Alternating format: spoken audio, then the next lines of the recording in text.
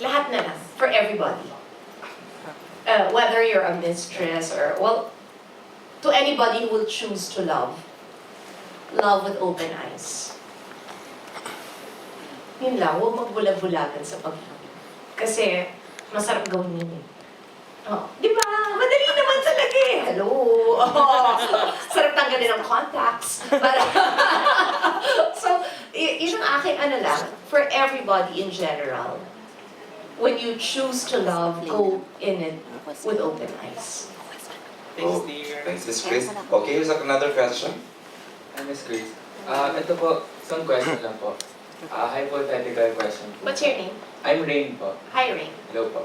How would you react po if you discover that your husband had a mistress po? And what if that mistress happens to be gay?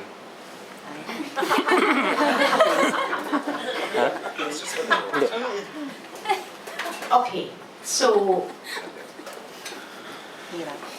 kasi sabi ni Boy sa akin dati, crazy loyal daw ako talaga.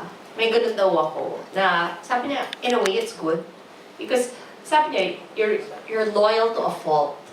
But then the problem is, when you're loyal to a fault, you expect that same amount of loyalty.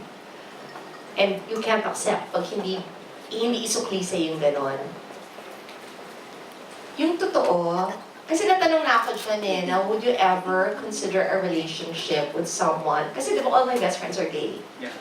So sinabi, can you go into a relationship with a man who told you na, yes, ito yun, ito yung, I have this tendency, I've had this and all.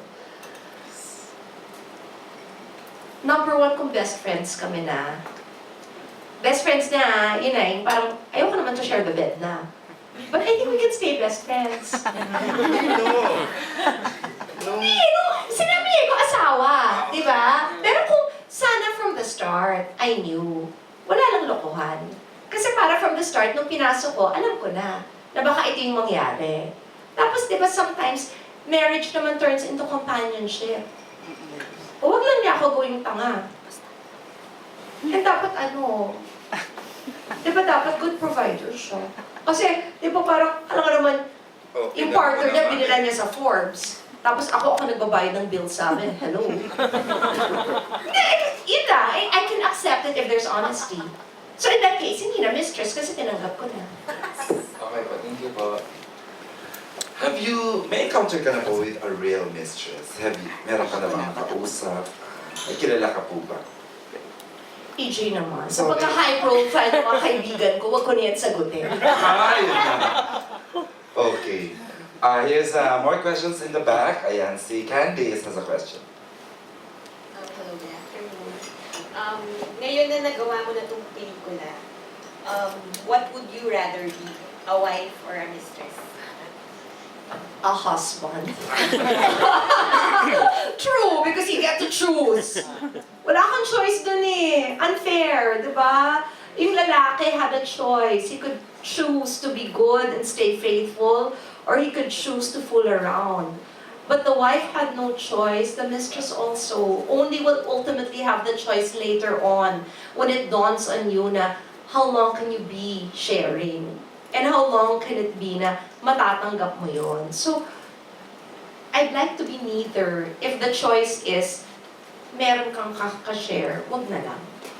Thank you. Madam kasi, parang ang connotation, financial stability kaya nagre-resort yung mga babae to becoming mistresses. In this movie, hindi eh. Kasi si Stella, played by Iza, is a lawyer. Chloe is already a boss in advertising, but is already being given the opportunity to head the office in Vietnam, and yet she's hesitating because ayaw niyang iwan yung partner niya. Si China yung obviously hindi siya nagsimulang mayaman. She's Charlie, but she ends up the richest because she has a Chinese partner who finusyo yung mukha niya at sinabi, itong babaeng ito magdadala ng swerte sa'yo. At totoo naman, Lucky Moon, yun daw yung tawag doon. So, nagkaroon talaga ng swerte. So, yung, hindi rin talaga. Kasi, very clear dun sa movie na yung character ni Ina, nung dinala namin para mag-shopping,